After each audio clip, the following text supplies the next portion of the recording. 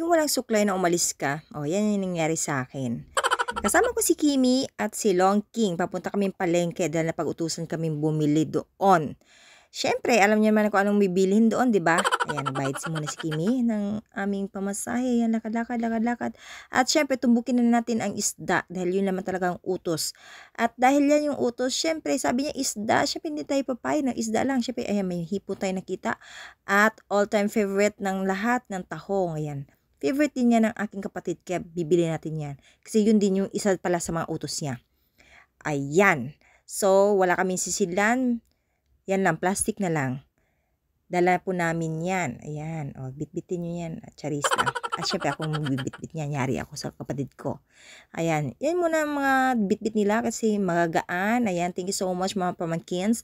At tingnan naman ang lola nyo. Diba? Hargardo Versosa na ang pegs. Mamiyo, marimar. Ano ba yan?